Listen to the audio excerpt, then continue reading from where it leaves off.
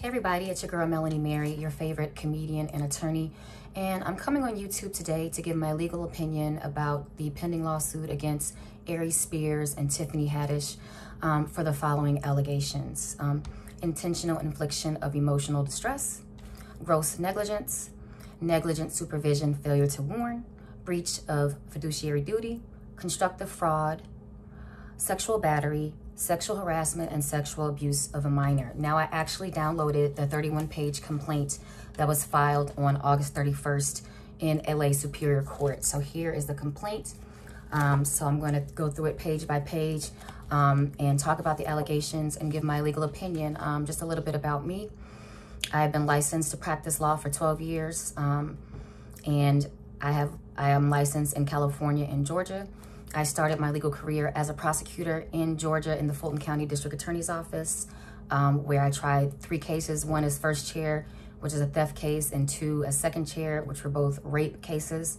And then after being there for almost 2 years, I switched to criminal defense, where I represented my clients in charges such as rape, shoplifting, aggravated assault, battery, DUI, things of that nature. So I have lots of experience. I've also been doing stand-up comedy for about 3 years. So I have an interesting relationship to this kind of lawsuit because I am a comedian and I also reside in California. So let's get into it. So since the plaintiffs were both minors at the time of the alleged offenses, they are identified only as Jane Doe and John Doe. There is not even an attorney identified here. This address on the complaint is a UPS store box, and the number is a Google Voice number. So there's no indication of what attorney filed it, but I have already read it, and I can guarantee you that an attorney filed it, although not a very good one. So let's get into it. So on the first page, so this is, they're asking for a demand for a jury trial. I don't know if you can see that. Yes, at the bottom, demand for a jury trial. And so I'm just gonna read it. Plaintiff Jane Doe, individually and on behalf of John Doe, a minor, collectively plaintiffs, allege as follows. Now let's stop here. A complaint is just that, a complaint. It's a complaint for relief. And so the allegations contained in a complaint are not necessarily true. And let me just give a heads up.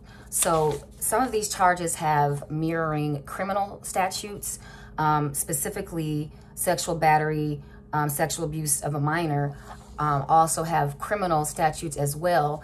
And the alleged offense occurred in 2013, and the statute of limitations is 10 years for any kind of criminal action. And in fact, for minors, it's even more. It's up until their 40th birthday in order to file a criminal case. However, as of today's date, as of September 3rd, 2022, nearly 9 years after the alleged offenses, no criminal investigation has been initiated against Aries Spears or Tiffany Haddish. So let's just keep that in mind as we move forward.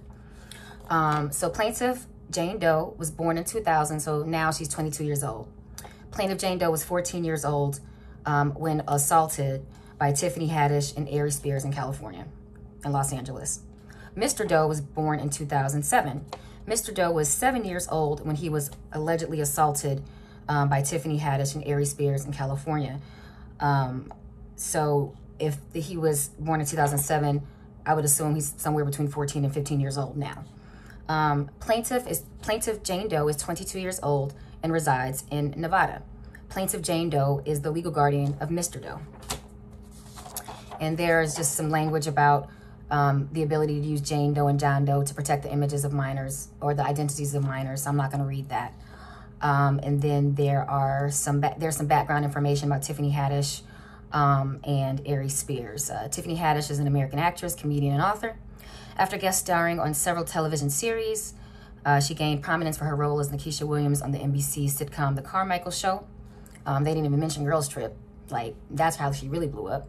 Haddish worked and appeared on the popular website Funny or Die, where the alleged soft porn molestation of Mr. Doe was showcased. Now, let's stop here.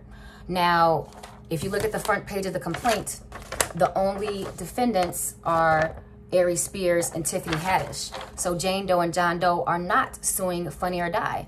Interesting, because Funny or Die still exists, because I had to look it up because I hadn't been on Funny or Die in years. But Funny or Die is still around.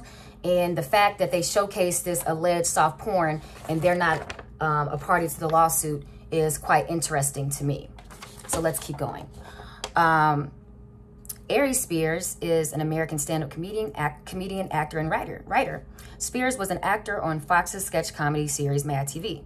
Spears worked and appeared on the popular website Funny or Die, where the alleged soft porn molestation video of Mr. Doe was showcased. Again, Funny or Die is not a party to the lawsuit. They could be named as a party to the lawsuit since the video was on Funny or Die for approximately 5 years. So the fact, again, that they weren't joined to the lawsuit says a lot. So here's, and then there's some language about jurisdiction and venue. For any lawsuit, you have to allege that the incident happened in the jurisdiction for the court to be able to hear the case, to make sure that the right venue is selected. So there's some verbiage about that. Haddish and Spears, collectively defendants, purposely availed themselves to Los Angeles, California jurisdiction in this court's venue because all or a substantial portion of the events or omissions giving rise to the claims occurred in Los Angeles, California. Additionally, upon information and belief, Los Angeles, California is the domicile of the defendants at the time these events occurred. Now, we all know that Tiffany Haddish is from Los Angeles and she currently resides there and still resides there. And Aries Spears is from New York, but he currently lives in Los Angeles and has resided there for quite a while. Okay, so here are some of the alleged facts. Again, in a complaint, these are all allegations. So this is all coming from the words and from the mouth of the plaintiff. The defendants have not had a chance to respond. They will have a chance to respond, but this is all allegations from the plaintiffs, John Doe and Jane Doe. So here, it says facts common, but these are not facts. These are allegations. Plaintiffs knew Haddish as a longtime family friend of their mother. Haddish would come over to the plaintiff's house frequently and pick up their mother for comedy shows. So it sounds like they were friends. Upon information and belief, Haddish groomed plaintiffs after initiating contact with them. Now let's stop there. So what is grooming? Well, in California, these are just some of the factors that are considered.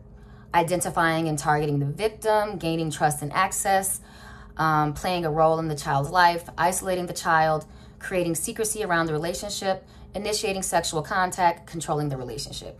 Now, as we go through these allegations, let's see if any of those requirements are satisfied. So these are just blanket allegations, conclusory with not very much proof attached. So let's continue. Upon information and belief, Haddish groomed plaintiffs after initiating contact with them. That has yet to be determined. As a result of Haddish's and Spears' actions, the plaintiffs are both traumatized for life. Stop. I mean, again, they're trying to prove negligence, intentional infliction of emotional distress. So I'll get more into that later. But again, that's a blanket conclusory statement. Haddish brought 14-year-old plaintiff Jane Doe to a Hollywood studio to film a sexually suggestive Subway commercial. Now, I could not find the Subway commercial. I looked for it. I did a Google search. I'm assuming either this was a skit that never aired or it's been scrubbed from the internet. But here are the allegations. Haddish brought the plaintiffs to Spears' home, where Spears molested Mr. Doe on film. Again, stop again. Blanket conclusory statements. So we'll have to read further to illuminate what they're actually trying to allege. Mr. Doe was groomed and molested by Haddish and Spears. Again, blanket conclusory allegations that have yet to be proved. Mr. Doe was groomed, groped, molested, and sexually assaulted by Spears and was aided, abetted, and filmed by David Spates. Now stop. So they're saying the person that the director of photography or the cameraman, David Spates, aided and abetted. And those are criminal terms. And again, David Spates nor Funny or Die are not named as defendants. So why they named him here, I'm not quite sure because they're not suing him. But let's continue. The molestation video was uploaded and published to the website Funny or Die in 2014 and was not removed from the internet until May of 2021. So actually, it was on there for 7 years. And again, if you're calling it soft porn and alleging child abuse, then why aren't you suing Funny or Die? Because they ran it, they had the skit up for 7 years. So why they're not suing Funny or Die, I just don't understand why.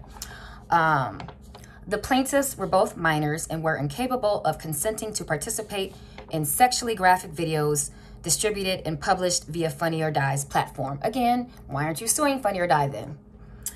There was no parent or guardian present. However, so at that time, Jane Doe would have been 14 and her brother would have been 7. So, and she is now his guardian. She's 22 now. So I'm assuming she became his guardian sometime between the age of 18 and 21. But she was there when the alleged incident occurred off of camera. The mother was not. There was no parent or guardian present, nor parent or guardian signature or agreement to let the children participate in the taping of the sexually explicit video or the uploading of the sexually explicit video. Again, it was on the internet from 2014 to 2021. So if the mother had a problem, she could have contacted Funny or Die and asked them to remove it, and I'm sure they would have immediately, but she did not do that. But let's continue. So this is the caption. Tiffany Haddish forces plaintiff Miss Doe to give fellatio. Now this is a little bit misleading, and once I continue reading, you'll see why. In the early summer of 2013, plaintiff Jane Doe was enrolled in a comedy camp at the Laugh Factory, and I read Tiffany Haddish's autobiography. She attended the same camp as a teen. The camp was for kids to meet, socialize, practice telling jokes, and step outside of their respective comfort zones. I guess that's in the brochure. Haddish was a guest speaker at the camp and told plaintiff Jane Doe she had a perfect role for her. Haddish only told plaintiff Jane Doe's mother a redacted and completely minimal explanation of the skit plaintiff Jane Doe would take part in. Again, these are all allegations. Neither plaintiff Jane Doe nor her mother knew what the skit would be about. Only Spears and Haddish knew the storyline for the skit. Haddish picked up plaintiff Jane Doe on the date of the shoot in her car, put the top down, and grabbed lunch to calm plaintiff Jane Doe's nerves. First of all, maybe she was just hungry. Once at the studio, it was dark enough that plaintiff Jane Doe could not make out anyone's faces. However, I mean, she was brought there by Tiffany Haddish, so obviously she knew Tiffany Haddish was there. And so now they're alleging a video began playing in the recording studio of an older man and a college-age woman arguing over a Subway sandwich. The video continued with the older man and college-age woman eating the sandwich simultaneously from either end, similar to Lady and the Tramp. However, grotesquely shoving as much sandwich as they could into their mouths and getting toward each other's respective mouths. The two were moaning and making sexual noises as they both ate the sandwich in a manner that simulated the act of fellatio. Spears then told plaintiff Jane Doe that he wanted her to mimic what she had seen on the screen, including the noises precisely like what she heard throughout the video. Plaintiff Jane Doe, nervous and disgusted, didn't say anything until Haddish came into the room next to her and sat down. These are still allegations. Haddish verbally explained what was expected of plaintiff Jane Doe and then showed plaintiff Jane Doe how to give fellatio, including movements, noises, moaning, and groaning. But they don't say on what. I'm assuming either it was a sandwich or just a representation, so not on like an actual object like a banana or a cucumber or a dildo, but maybe just like, you know, a mimicking or space work. Upon information and belief, Haddish coached a minor in giving simulated fellatio while Spears watched. Physically, emotionally, and mentally uncomfortable, plaintiff Jane Doe mimicked the acts that Haddish and Spears wanted her to do so she could go home. Haddish and Spears left the minor plaintiff Jane Doe with no other option but to submit. Hard stop. I'm pretty sure if she had said, I don't want to do this, they would have been like, okay, we don't have to. At 14, I mean, hell, I lost my virginity at 14. So I'm not alleging that this young lady wasn't a virgin at the time of this event. But I do believe that if she would have protested, that they would have disregarded and just took her home. But she never asked to be taken home. After the scene, Haddish paid plaintiff Jane Doe $100 and sent her home. So sent her home? I'm pretty sure she drove her home. Let's see what it says next. So yeah, it doesn't say, it says sent her home. So 2013, did we have Uber back then? That might have been like the early years of Uber. So I'm pretty sure Tiffany Haddish actually took her home. But as far as the allegation, Haddish and Spears left the minor with no other option to submit is a blanket conclusory statement that has yet to be proven and is an allegation. Okay, let's keep going. And this is only page 5. In the summer of 2013, Haddish solicited plaintiff Jane Doe, who was 14 years old, to engage in the production of a sexually suggestive video. Until this point, Haddish was a role model to this 14-year-old victim. Upon information and belief, Haddish groomed the child victim, gained her trust, and created a false sense of security. Haddish stated that this was her way of helping the child victim get on television and that the video could be added to the child's film reel. Okay, so let's stop. Again, blanket conclusory statements. There is no indication of gaining her trust, grooming her, and creating a false sense of security other than picking her up from her mom's house and taking her to do the skit after buying her a sandwich. So that's one instance. And prior in the complaint, there's a mention that Tiffany Haddish would often pick up the mom and take her to comedy shows. So they were friends. And so it seems that the mother and Tiffany had a relationship, and that the relationship between Tiffany Haddish and the daughter was ancillary to that. And the only allegation up to this point is that she picked her up, brought her a sandwich, and then took her to film a skit with a different sandwich, I guess. But again, there is no pattern and practice of Tiffany Haddish showing up once a week, giving her $100, buying her video games, buying her toys, buying her candy. There's no allegation of any of those things, the usual grooming things that are looked at in these kinds of cases. Upon information and belief, Haddish performed a similar scene in her movie Girls Trip, where plaintiff Jane Doe unlocked a repressed memory and realized the severity of what happened to her. Stop. So I believe Girls Trip came out, I want to say 2016. And so this happened in 2013. So did you remember a repressed memory because of that? Or you remember it because Tiffany Haddish blew up after Girls Trip and you and your mother saw a money bag? Let's continue. Upon information and belief, Haddish groomed the 14-year-old victim and feigned having her best interest in mind. Haddish sexually molested and traumatized a 14-year-old victim for her gain, both monetarily and commercially. So, again, blanket conclusory statements and allegations. So let's keep reading. Haddish forced a 14-year-old victim to perform simulated fellatio to record commercial sex acts and the production of child pornography. Haddish knew the child was under 18 and sexually exploited plaintiff Jane Doe for profit and likes on social media. Now, hard stop. Child pornography. Now, let's go back and look at the allegations. What are the allegations? Intentional infliction of emotional distress, gross negligence, negligent supervision, failure to warn, breach of fiduciary duty, constructive fraud, sexual battery, sexual harassment, and sexual abuse of a minor. Nowhere in this lawsuit is there a allegation or an allegation or a cause of action for child pornography. Child pornography is a felony. Again, there has not been any felony criminal investigation initiated for child pornography, sexual battery, sexual abuse, or sexual harassment against Aries Spears or Tiffany Haddish. So there's no criminal case. There's no criminal investigation currently. There's no criminal investigation pending. There is a 10-year statute of limitations. In fact, since they were both minors, they have them until the age of 40 to file criminal charges against Tiffany Haddish and or Aries Spears, they have not done that.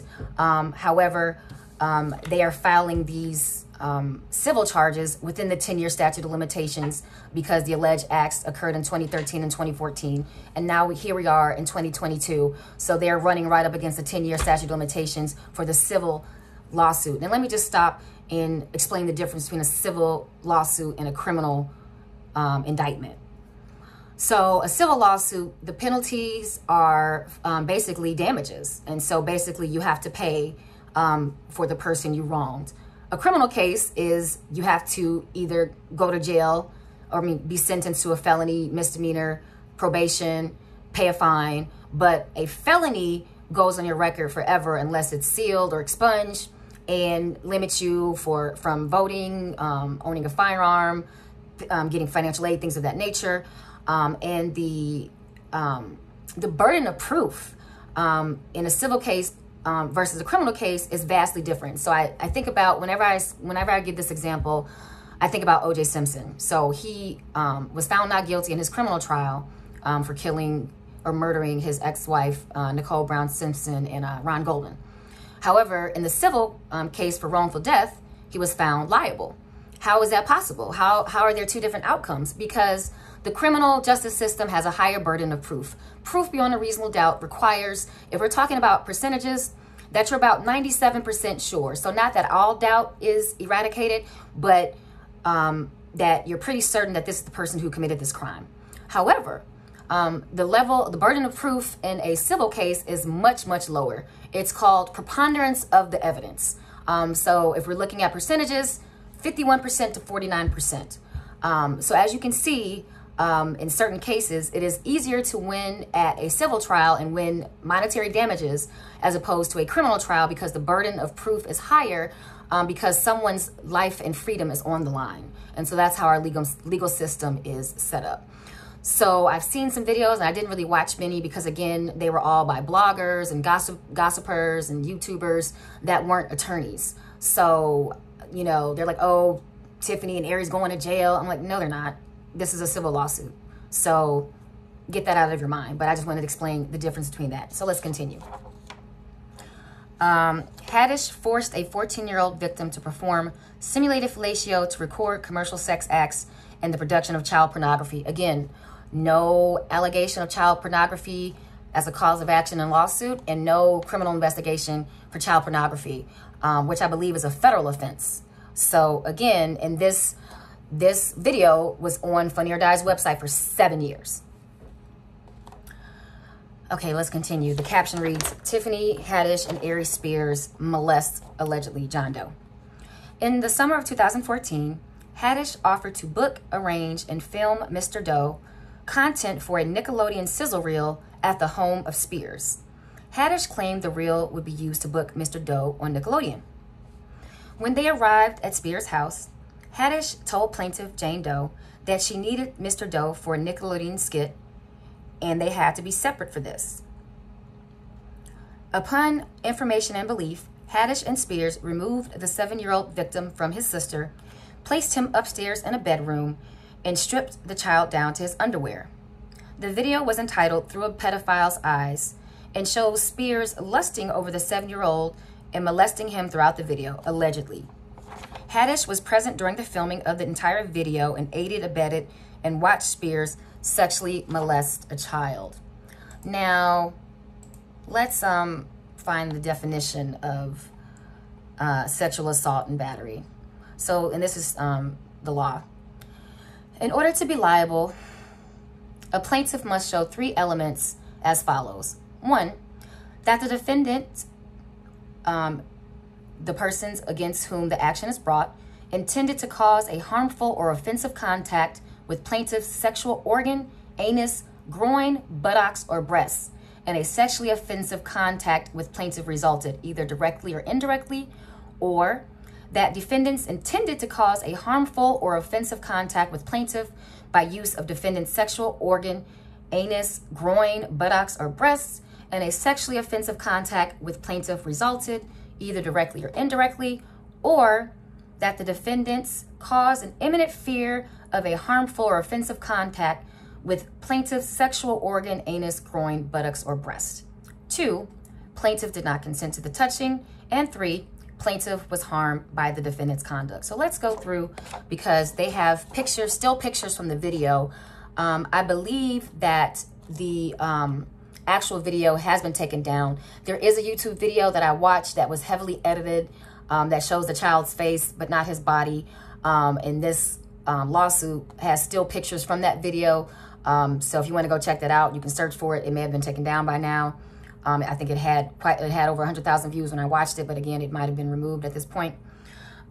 So let's see if what Aries and or Tiffany did actually adds up to these allegations.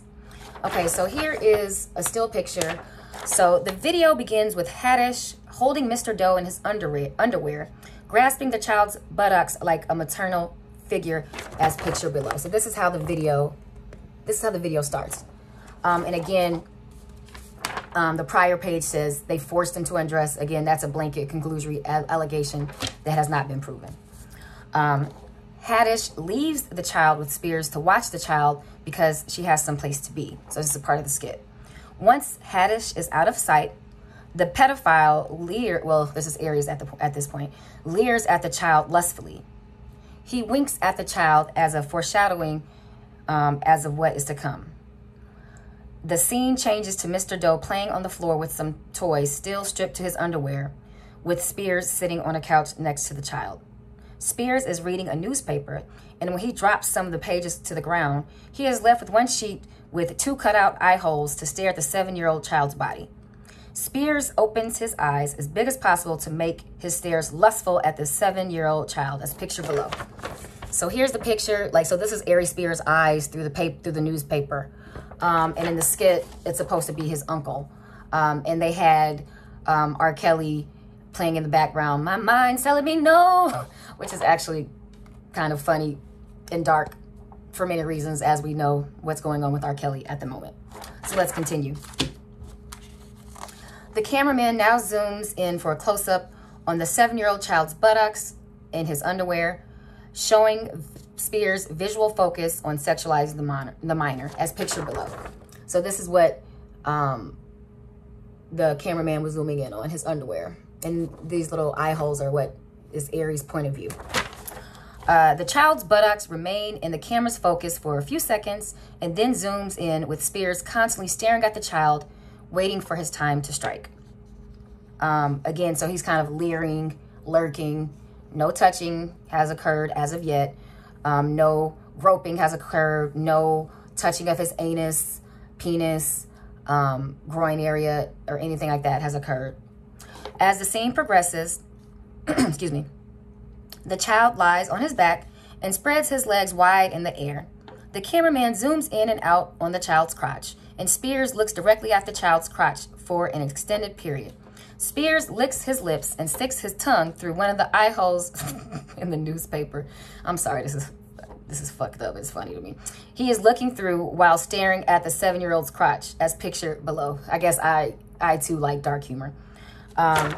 So here is the point of view. So this is Aries leering through the newspaper, and here's the child. So I'm gonna stop here. Now I can say I'm not a mother. I could say this is a little inappropriate.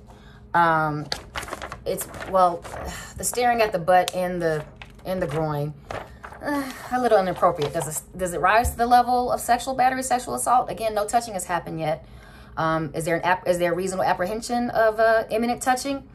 I don't know, because again, it was being filmed and it's a skit. So intent has to be shown by action, and so up to this point, there's only the lead up and let's stop here.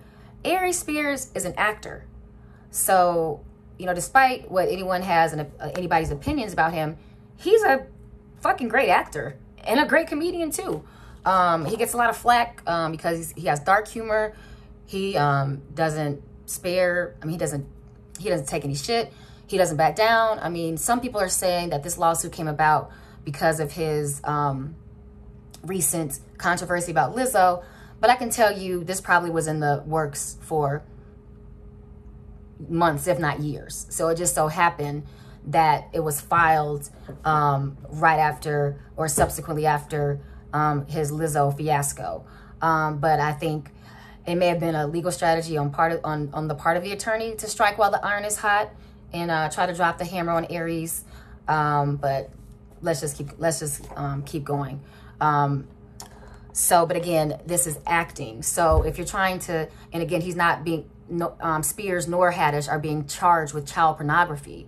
So if the intent was to film a skit, then the intent was not to sexually abuse, sexually harass, sexually batter, or molest a child if the intent was to make a skit. That's just in my opinion. Although, you know, having a child, a 7-year-old in his underwear and then spreading his legs, I do believe that is inappropriate. The 7-year-old is then shown holding a toy train and was coached to rub the train in an up and down motion, simulating masturbation. The scene is slowed down to make sure that the 7-year-old's motion is known to the audience and shows precisely what Haddish and Spears are portraying as pictured below. So here is the child with the toy train simulating masturbation. And again, I would say probably inappropriate, but this was not flagged as child pornography on Funny or Die's website. It was on the website from 2014 to 2021. So if anyone believed that this child was being abused, molested, or this was child pornography, I'm sure Funny or Die would have taken it down immediately. And we have to think of, back in 2013, I mean, there was no Me Too movement. There was no Time's Up. There was no, stuff like this, even though probably inappropriate, was allowed to take place, unfortunately. So when we think about what was going on in 2013, it was the nascent years of Twitter and YouTube, but there was no outcry about this video. I'm not quite sure how many views it got on Funny or Die since it was taken down. I do believe I saw it around the time it came out. So when the lawsuit came out, I was like, I think I saw that video. And I believe thinking it was funny back then. So let's continue.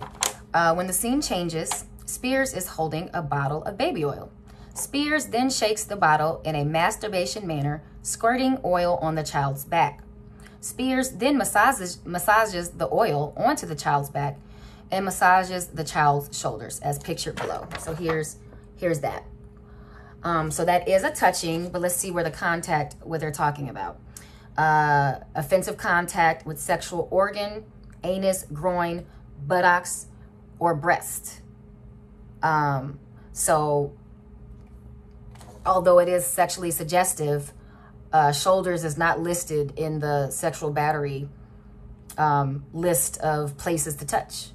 And so sexually suggestive, inappropriate, not sexual battery. The scene cuts to Haddish watching the child in the bathtub, who is now nude. Now let's stop here. Now, typically in film, when there's a nude scene, the actors are allowed to wear flesh-colored underwear to give them some privacy and decency. So I do disagree with having the child nude in the bathtub, especially because they could have just brought him some brown underwear that matched his skin tone to make him more comfortable. Or he could have just kept on the blue and white ones, since I think it was a bubble bath anyway. We wouldn't have been able to see it. So I think that was definitely inappropriate for them to take his underwear off. But let's see if it still rises to the level of sexual battery. Let's continue. The scene cuts to Haddish watching the child in the bathtub, who's now nude. She is staring at the child until Spears comes into the bathroom, and Haddish leaves the room once again. It is just Spears, the nude child, and the cameraman in the room together. Again, why aren't they suing the cameraman? Because the cameraman isn't a millionaire. See where this is going. Spears sits on the edge of the tub next to the nude child and stares at the child playing with the toys in the bath. Spears once again is peering through 2 holes cut out of a newspaper. The cameraman zooms in on the child bathing himself as pictured below. So here's the picture.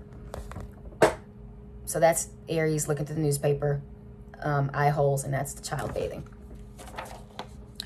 Spears picks up the child's toy watering can and pours water on the child's arms and head. Spears then picks up bubbles and puts them on the child. Again, it was a bubble bath, so they could have kept his drawers on. Spears then grabs the nude child's leg, firmly lifting the leg, and begins to pour water over the nude child's feet as the cameraman zooms in on the child's feet, as pictured below. So here's the picture. So this is Aries pouring water on the child's feet from the toy water can. Again, groin, anus, penis, breasts, buttocks. It's a leg, not sexual battery.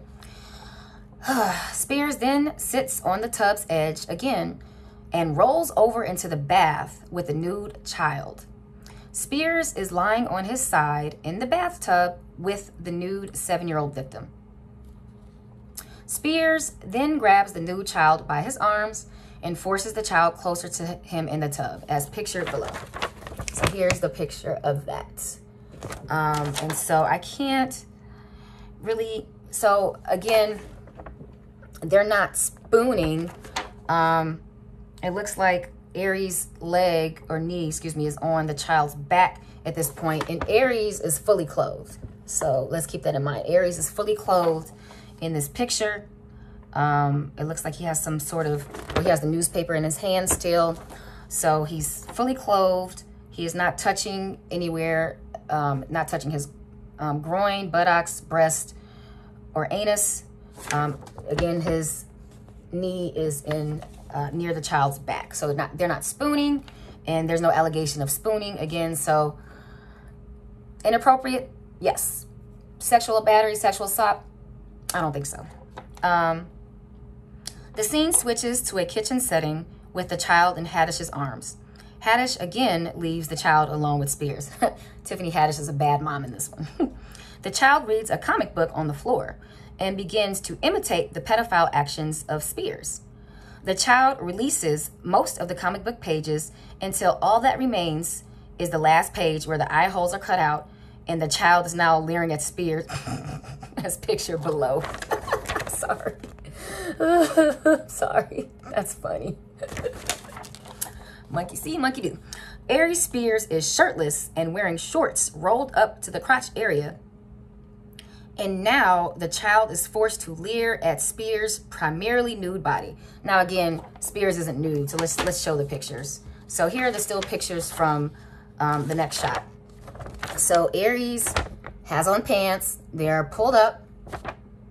And I guess that's like a spray. He has like a spray paint in his hair to make him look older than he actually is.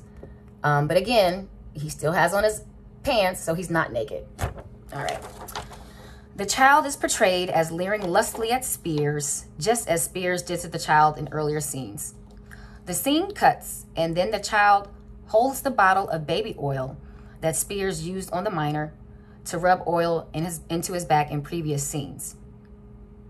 The child begins to squirt oil onto Spears' upper torso, neck, and arm, and rubs the oil onto Spears, as pictured below.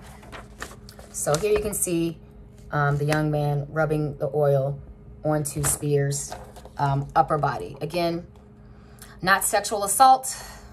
What are the areas? Breast, butt, anus, groin. So groin includes penis and vagina. So no inappropriate touching.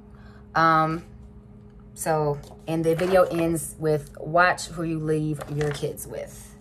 So that's the conclusion. After that message, there is a link to Spears' YouTube channel, website, and social media accounts, including Instagram, Facebook, Twitter, and Vine. God, how old is this? Vine doesn't even exist anymore, as pictured below. So here, now we're on, this is on page 11. This is 31 pages. Stick with me now. Stick with me, y'all. So timeline of the video filming. On or about August 4th, 2014, the plaintiff's mother was contacted by Haddish for John Doe to film a skit. Haddish provided little to no details as to what the skit was about.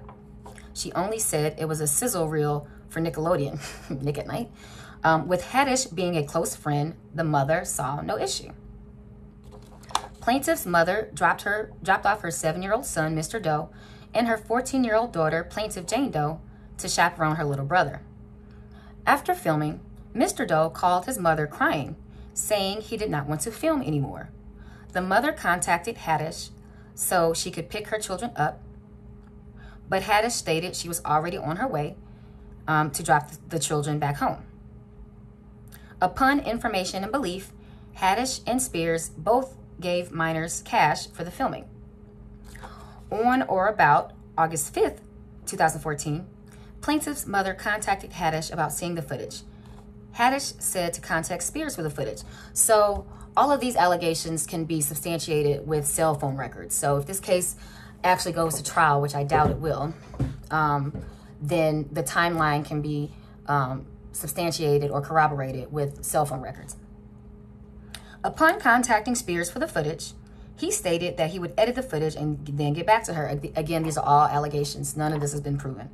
On or about August 7th, 2014, the mother contacted Spears again about the footage and was told that he had filmed a lot of projects and he had not edited the footage yet. Okay. On or about August 9th, 2014, the mother contacted Spears about the footage, to which he said he was very behind in editing and would get back to her. Okay, so she's claiming that she asked Tiffany once and Aries Spears 3 times at this point, on August 5th, 7th, and 8th. On or about August 11th, 2014, the mother contacted Spears about the footage, to which he said the footage was still not edited.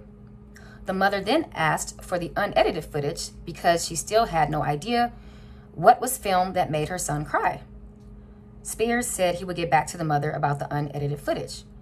And let me stop here. Why can't you just ask him what happened? So you contacted Aries Spears 4 or 5 times. You can't just ask your son, hey, son, what happened?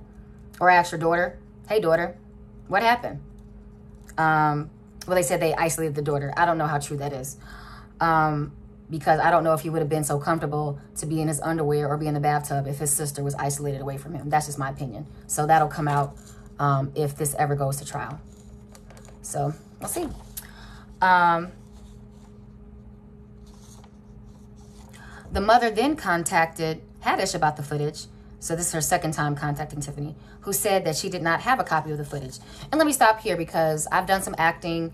I did an independent film in 2015 in Atlanta that never was released. And because I got into a contractual issue with the producer, I never got footage for my reel. So this is a real thing about not being able to get footage, but continue. Well, let me continue. The mother then asked Haddish what the skit was about, to which she said it was just a Nickelodeon comedy skit.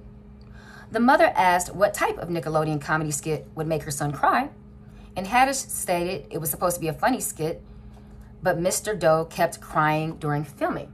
Again, why don't you ask your son what happened? He can tell you. But whatever. On or about August 13, 2014, so this is her, I guess, 6th time contacting Aries, the mother contacted Spears about the footage, to which Spears said that Mr. Doe was so uncooperative that the footage was unusable and was deleted. Again, this is an allegation that has yet to be proven. Spears is called, oh, look at this next caption. Spears is called out on social media for being a pedophile. On or about June 18th, 2018, 4 years after being misled about the existence of the footage, the mother received an alert from Gossip, which is a celebrity news website. Wow, people still go to Gossip. Upon information and belief, the website covered a story about Spears arguing with a woman about comments he made. The woman then exposed Spears about filming a video called Mind of a Pedophile, the video with Mr. Doe that was allegedly deleted. So mind you, this was 2018, so it had already been on Funny or Die's website for like 4 years. On or about June 18, 2018, the mother contacted Spears after learning that the skit was not deleted. Spears was unapologetic and even made light of the video. The mother reminded Spears that he told her that the footage of her son had been deleted. Spears said that the video being spoken about was clips that he salvaged of Mr. Doe and put together through editing. The mother, upset, stated that she would never have let her son participate in a pedophile child pornography skit. Again, child pornography, federal crime. No federal charges, no federal criminal charges, no allegations in the civil lawsuit of child pornography either. Spears told the mother that Haddish knew about the completed video and participated in the video itself. The mother contacted Haddish, who denied knowledge of the video. Once the mother told Haddish that she knew Haddish participated in the video where her son's clothes were off, Haddish said it was just a dark comedy. That's funny. On or about January 25th, 2019 through August 29, 2019, the mother and Haddish went through many exchanges trying to correct the injustice of this disturbing child pornography video. Again, no lawsuit or criminal charges for child pornography. Haddish replied with a mix of false hope for a struggling mother and tossed insults. And so let me go back to this one. On or about January 2015, 2019 through August 29, 2019, the mother and Haddish went through many exchanges trying to correct the injustice of this disturbing child pornography video. So I believe at this point, Tiffany was giving her money. I think it'll come out further down. Let's see. Plaintiff Jane Doe's experience since her and her brother's molestation, alleged molestation. Plaintiff Jane Doe was removed from all the filming of the pedophile video, but was present in the home when the taping occurred. Plaintiff Jane Doe was hurt and shocked that Haddish, someone she looked up to and thought loved her as a family member, could do something like this to her and her brother. Upon information and belief, Haddish would visit Plaintiff Jane Doe's house and speak with her often. Haddish would call Plaintiff Jane Doe for every birthday and every Christmas. Haddish would call and check up on Plaintiff Jane Doe even when Haddish was filming movies. Similar to the manner in which Giselle Maxwell, that's wrong. Y'all see that? Giselle Maxwell is Ghislaine Maxwell. So this is a dumb attorney. Similar to the manner in which Ghislaine Maxwell groomed young girls for Jeffrey Epstein. Well, that's a bit of a stretch. Upon information and belief, Haddish made Plaintiff Jane Doe feel comfortable and special. But this was all a grooming tactic by Haddish to entice and coerce both children into filming sexually explicit child pornography skits. Again, no allegation or charge, criminally or civilly, for child pornography.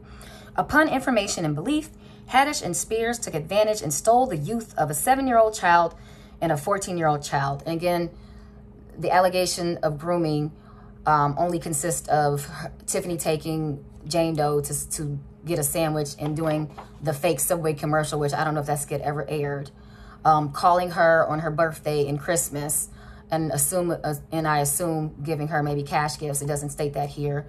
And this is subsequent to the allegations of the alleged incident. So if that's grooming, that's a bit of a stretch if you only talk to someone twice a year. And you're no longer really communicating with their mother. So how are you being groomed? Plaintiff Jane Doe stated that she gained a lot of weight because she did not want anyone to be attracted to her and possibly take advantage of her again. Plaintiff Jane Doe feels constant remorse, knowing that she was only a few feet away when Spears was, quote unquote, molesting her 7-year-old little brother in the other room, which has not been proven. And I went through the still videos and went through the statute. So they have not yet proven child molestation. Plaintiff Jane Doe is 22 years of age now and has never dated. I know you fucking lying. She is scared that she will be taken advantage of again and led down a path of false trust, like the path Haddish allegedly led her down. Give me a break. Give me a break. Plaintiff Jane Doe has developed a social disorder that prevents socializing and making friends.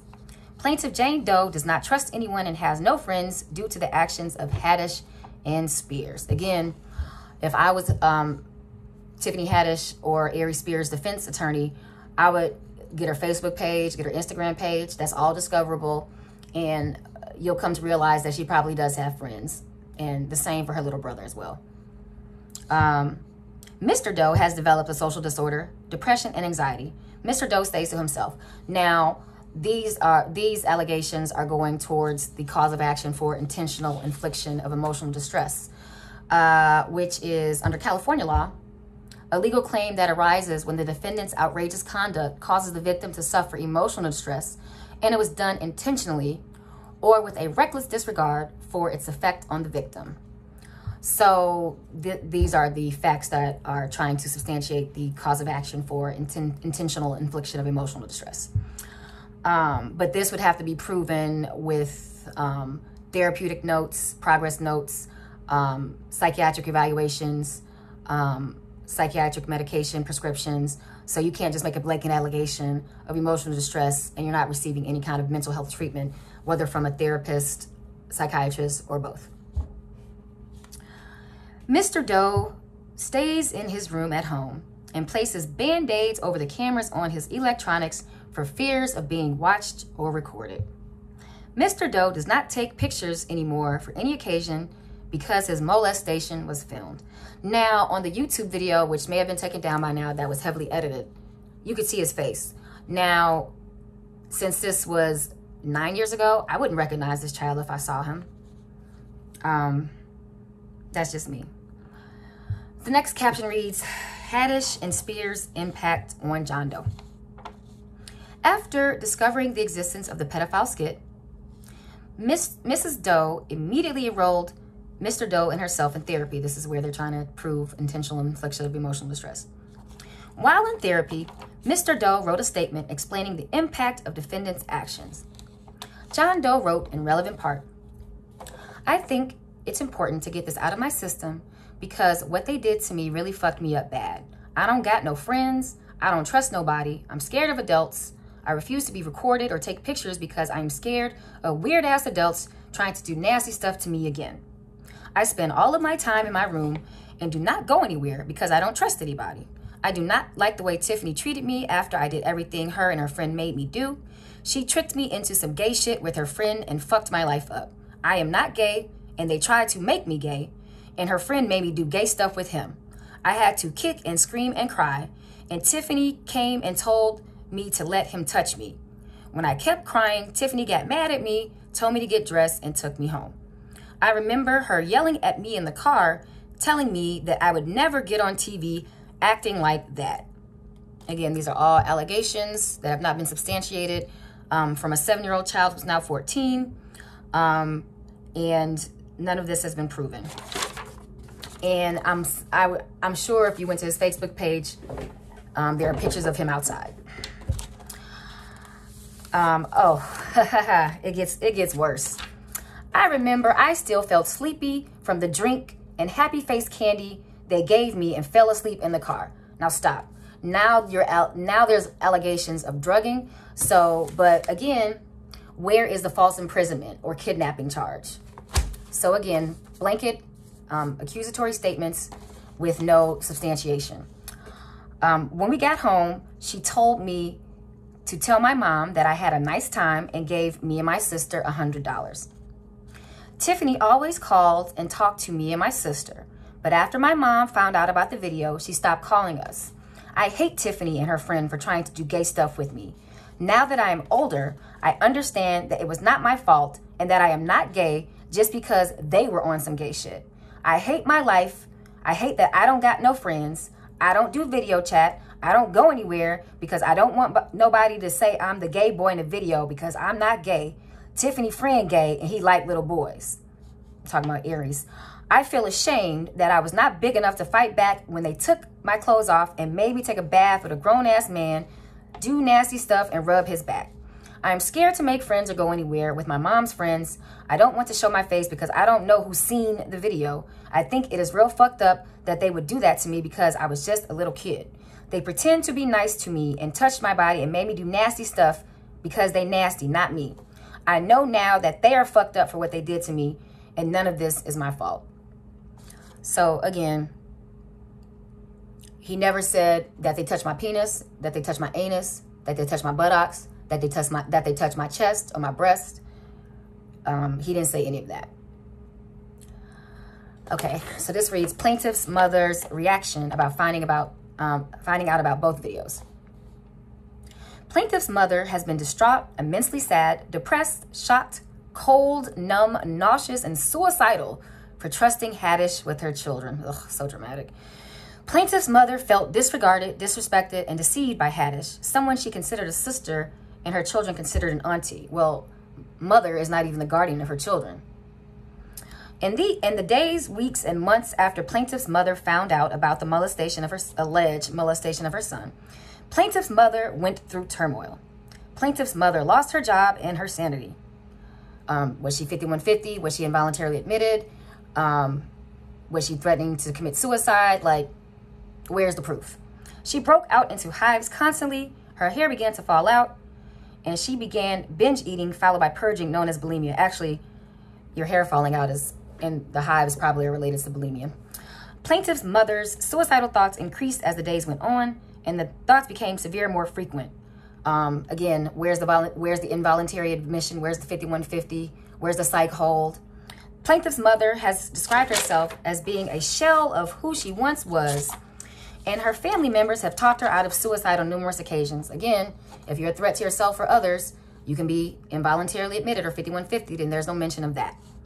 Plaintiff's mother felt that she failed as a mother for trusting Haddish and temporarily taking care of her children, failing to protect her children from being molested by both Haddish and Spears, allegedly, and feels taken advantage of by a close family friend who sacrificed her children for fame.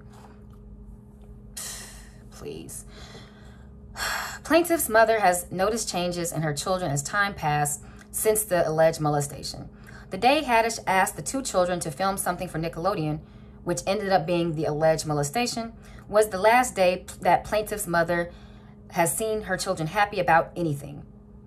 Plaintiff's mother noticed that that was the day her children stopped being children. Okay. Plaintiff's mother was in mental turmoil. She had lost her job, her mother was murdered, and she was facing homelessness with two minor children. Because of these conditions and out of pure desperation, plaintiff's mother made poor choices without the advice of counsel. She was not in an appropriate position to advocate for the best interests of plaintiffs Jane Doe and John Doe.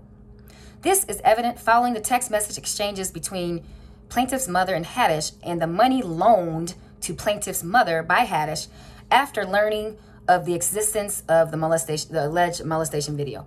So I'm pretty sure Tiffany Haddish gave her the money. The money wasn't loaned to her. It was given to her because the mother was extorting her. However, when plaintiff's mother was back on her feet sometime after and no longer in financial straits, she offered to pay back Miss Haddish all the money, quote unquote, loaned to her. Miss Haddish refused that payment. Exactly.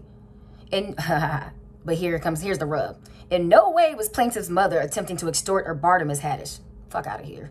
She foolishly thought that they were friends and Haddish would have plaintiff's mother's best interest in mind. Stop. It's the extortion for me. Plaintiff's mother's fragile mental state and clouded judgment concerning the failed settlement agreement. It gets worse. On or about July 20, 2018, without the assistance of counsel, plaintiff's mother attempted to engage in a settlement with Spears concerning the alleged molestation video of Mr. Doe. Plaintiff's mother simply wanted the nightmare to end and attempted the settlement through mental anguish. So now they're trying to establish that, she didn't have the mental capacity to accept a settlement agreement from Aries Spears. The settlement agreement laid out the following terms. In exchange for $15,000, plaintiff's mother was to indemnify or settle out with Spears for what he did to Mr. Doe. So let's stop here. So Aries Spears has already paid plaintiffs Jane Doe and John Doe, their mother. Aries Spears has already paid her $15,000. I assume that the mother fucked off that money and that the children never saw any of it. Let's read the next line. And just as a general matter, under the rules of evidence, offers of settlement are not allowed to be admitted into trial because courts and judges encourage settlement because it makes the judicial process more efficient. Trials take up lots of taxpayers' time and money. Most judges encourage settlement as opposed to trial. So that's why if this does go to trial, which I doubt it will,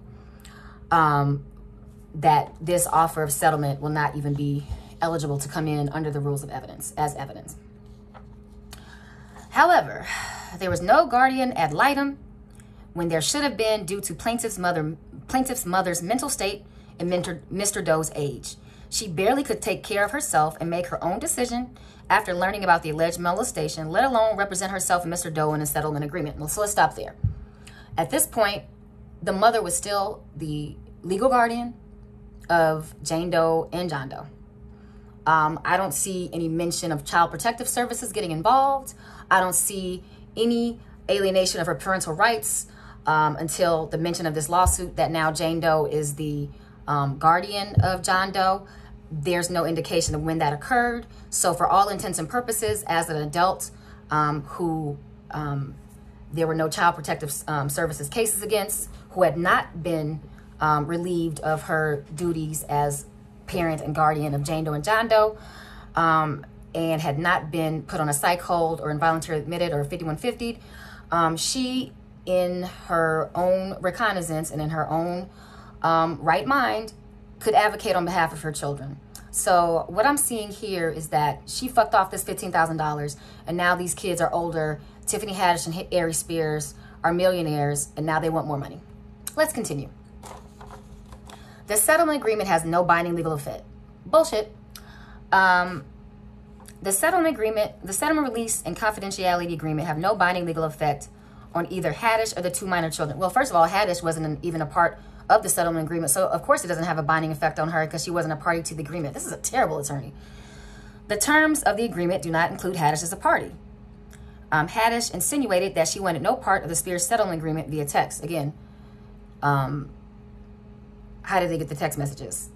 Because since this is only September 3rd and this lawsuit was filed August 30th, they have time to respond for discovery. But maybe, I don't know how that text conversation got out. It is evident that Miss Haddish fully participated in the skit and solicited and recruited Mr. Doe for the child pedophile skit. Haddish at no point in time indicated that she wanted to be included in the attempted settlement agreement between Spears and plaintiff's mother. Again, that was on Aries, so I mean, why would she be a part of it anyway? The agreement is invalid as to the two minor children, Mr. Doe and plaintiff Jane Doe, because of their minor status when it was signed. No, because the mother took the money and spent it and didn't give them any. Under California law, a settlement for a minor is not valid unless a court approves it. The agreement was never presented to a superior court, as the law requires, for it to become a binding minor's compromise. Further, a minor must be represented by a guardian ad litem in any court proceeding. The minor children were not represented by a guardian ad litem who could look out for their best interests. Plaintiff's mother negotiated the agreement after this molestation and was both ill-informed and legally unsound. Let me just check this, because again, I don't believe this lawyer is not a good lawyer. So let's look up California Civil Procedure 372A. Because yeah, this wasn't on the bar exam. Like, because this is way off into the weeds. So let's just read this.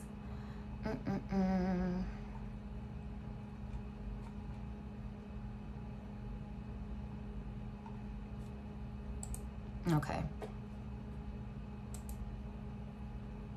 Sorry, y'all. This is a... You would think they would give me the statute.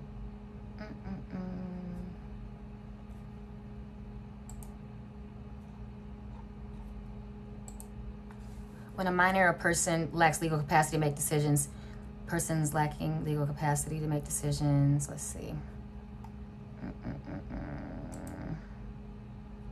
When a minor, an incompetent person, or a person for whom a conservator has been appointed as a party, that person shall appear either by a guardian or conservator of the estate, by a guardian ad litem appointed by the court in which the action or proceeding is pending, or by a judge thereof.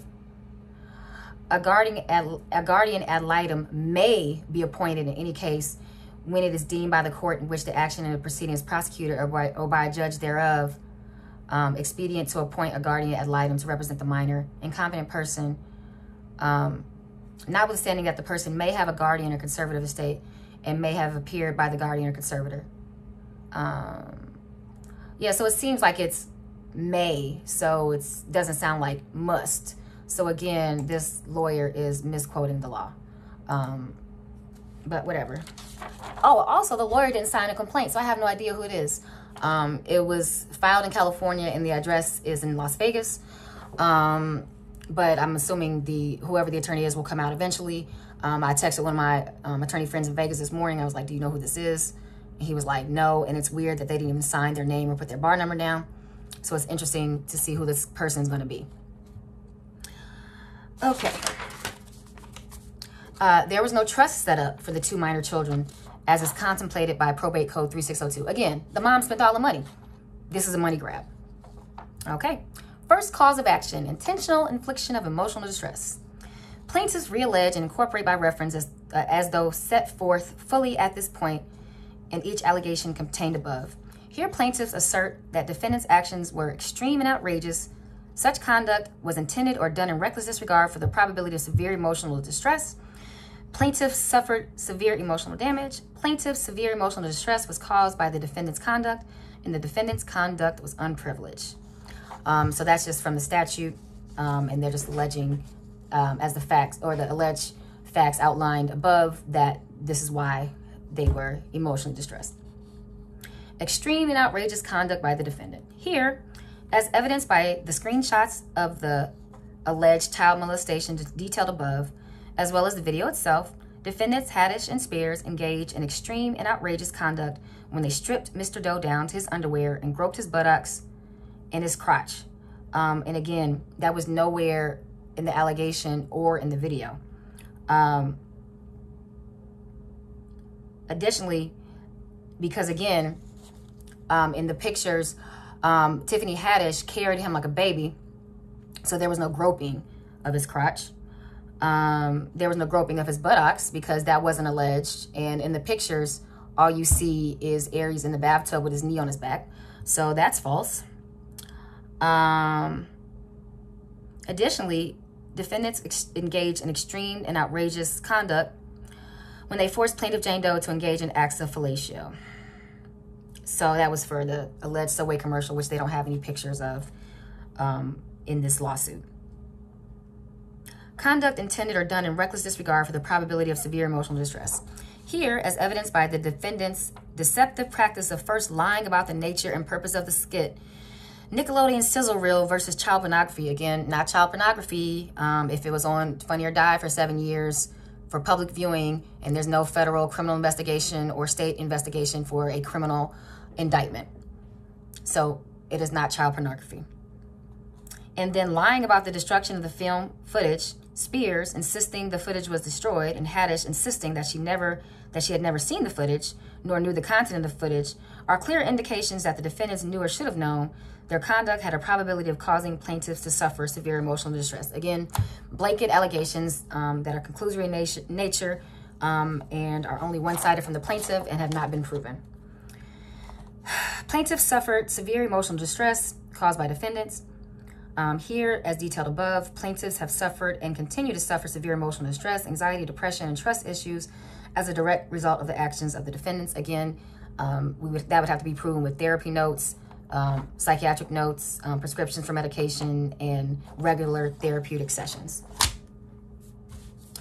Defendants did not have plaintiffs' consent to engage in acts of sexual assault, molestation, and harassment. Here, as detailed above, plaintiffs were 14 years old and 7 years old at the time that they were allegedly molested, assaulted, and harassed by Haddish and Spears. Upon information and belief, the age of consent in California is 18. Tell that to Dane Cook. As a 14 and 7-year-old minor, defendants did not have the ability to consent. Defendants' actions were unprivileged. However, their mother let them go over there. But she didn't know what was happening, but she did give her children to Tiffany Haddish. Defendants deliberately inflicted humiliation, mental anguish, and emotional and physical distress upon plaintiffs and did so with wanton and reckless disregard of such consequences to plaintiffs. So deliberation implies intention, and the intention of that skit was for it to be funny, and it was funny enough to stay on Funny or Die for 7 years. So let's see how you prove deliberation or premeditation or intention to harm when the intent of the skit was to be funny. As a direct and proximate result of said extreme and outrageous conduct by Haddish and Spears, plaintiffs did suffer humiliation, mental anguish, and emotional and physical distress, and have been hurt and injured in their health, both mentally and physically, strength, activity, and their ability to lead a normal life without mental anguish, all of which have caused, continue to cause plaintiffs great mental and physical pain and suffering. Give me a break. As a result of such severe emotional and mental distress, plaintiffs have been generally, specially, and consequentially damaged in an amount to be established according to evidence. Both plaintiffs are receiving psychological services and will have to continue receiving those services for the rest of their lives. Okay, well, let's see the extent, the frequency, how many visits, what are they being prescribed, and things of that nature. Haddish and Spears committed the infliction of emotional, physical, and mental distress willfully and intentionally by means of coercion, oppression, fraud, and malice, in conscious disregard of the minor plaintiff's rights. Therefore, plaintiffs are entitled to an award of exemplary or punitive damages in an amount to be established at trial to punish Haddish and Spears, thereby deterring similar conduct. Let me just stop here. I highly doubt this will go to trial. This is a money grab. This is an opportunistic attempt to shake down Aries Spears and Tiffany Haddish, who are both millionaires. So let's be clear. Their mother fucked off the $15,000 that Aries gave her, and they want more. Second cause of action, gross negligence. And you know, I think I'm gonna stop there, because again, it's just rehashing all of the original allegations, and